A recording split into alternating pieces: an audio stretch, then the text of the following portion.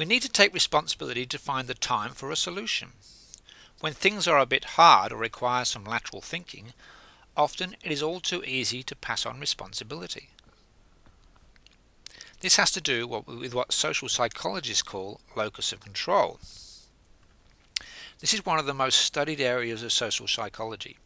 Locus is a Latin word meaning location. It literally means the location of our control, which is the extent to which individuals believe they control events that affect them. Basically, individuals with a high internal locus of control believe that events result primarily from their own behavior and actions. Those with a high external locus of control believe that powerful others, fate, or chance primarily determine results. Now, here you have a brain. Not a very big brain, but a brain nonetheless.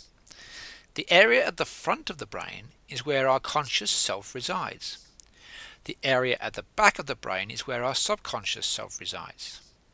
Our subconscious is our very own USB stick, a repository where we store around 100 billion bits of information.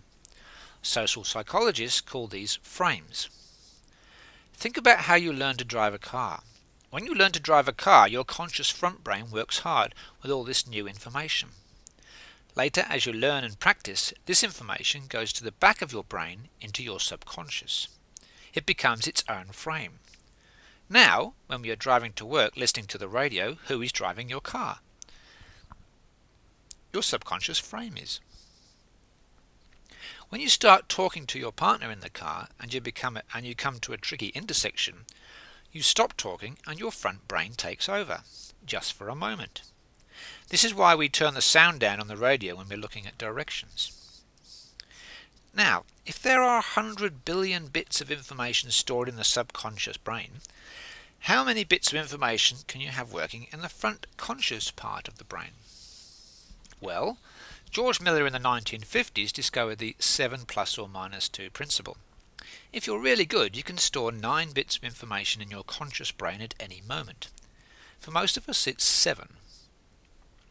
You'll hopefully see the relevance of this. It's vitally important for places, and we'll keep coming back to it.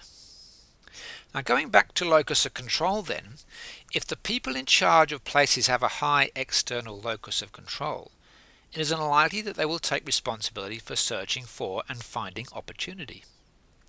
It's all too easy to see reasons why things don't work. The blame rests with outside influences. There is no individual responsibility to make things happen and take control. Even if they might know, the frame at the back of the brain stays where it is. Brains are lazy. They block information. They sometimes don't use what is there. To take this one step further, it is interesting to tie locus of control to beliefs around the medical and social model of disability. Think about this. I suspect that people that have a high external locus of control can use medical model belief systems as a reason to abdicate responsibility for creating opportunities. Oh, he's in a wheelchair, he can't play football, or she can't play softball, she is blind. Opportunities are hidden by a lack of responsibility and a medical model belief system that places disadvantage squarely on the shoulders of a person with a disability. Conversely, someone with an internal locus of control looks within themselves to search for solutions. They take responsibility. If you equate that with someone with a social model belief system, who sees the disadvantage coming from the environment and not the person, then you have a much greater chance of creating opportunity. In fact, I'd say it's almost guaranteed. To reiterate, because this is important, they believe that it is the environment that disadvantages someone, and because they have a high internal locus of control, they take responsibility for creating the opportunity in the first place. Take a look at this model I sketched out. It's a continuum from low opportunity to high opportunity.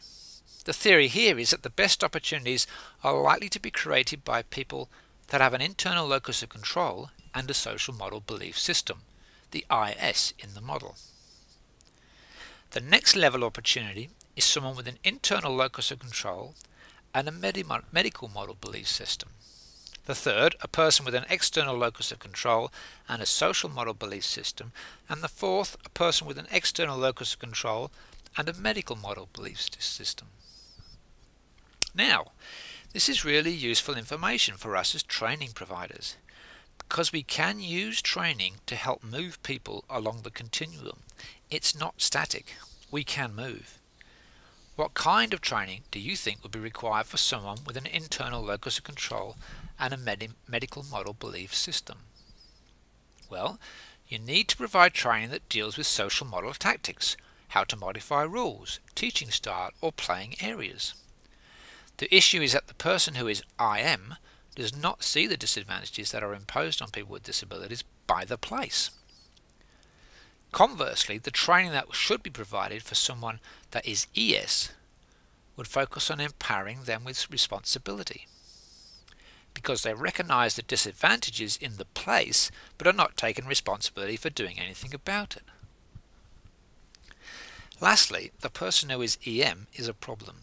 It's a fact that some people are difficult to move. Here, they see that inclusion is not their job, and even if it were, then they are unable to do anything about it because the impairment is the cause of the disadvantage.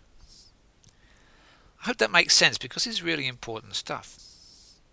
Also, sometimes we make it easy for external locus of control people to abdicate responsibility through our policies and systems. A few years ago, I attended a sports disability education workshop. One man turned up with a level 5 coaching athletes with disabilities embroidered t-shirt. He had attended 5 almost identical courses. For people who are EM or even ES and IM, this gives them a very good and easy get-out clause. All their Christmases come at once when this guy with the t-shirt walks into the room. He was the so-called expert.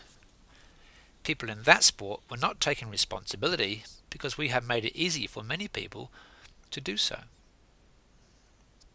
I am not in favour of disability-based accreditation programs at the grassroots level for this very reason. Moving on. The fifth characteristic.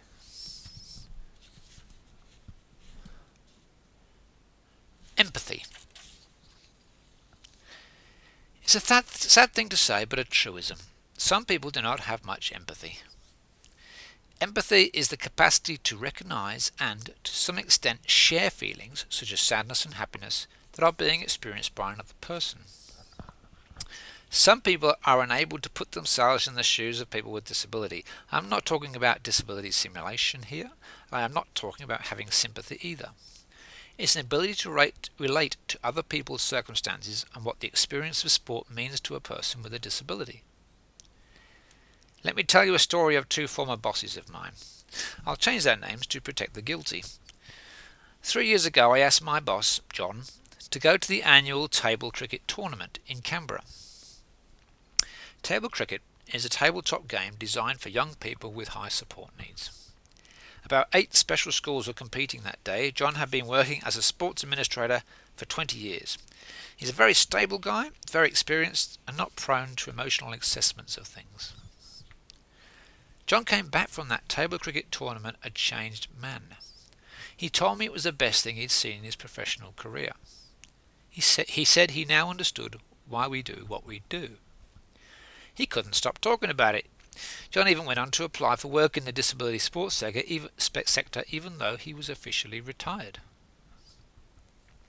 Exactly 1 year later, I asked my new boss to go to the same table cricket tournament. Jill went.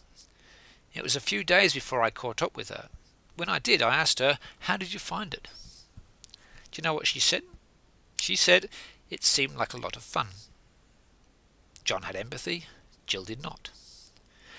It's almost impossible to predict who has empathy and who does not. There are too many interchanging factors taking place. John had no more understanding of the circumstances behind that day than Jill did. It's just that he related to it differently. Seeing and feeling the importance of participation for people with disabilities is an important characteristic of inclusive places. The 6th characteristic. Possibility.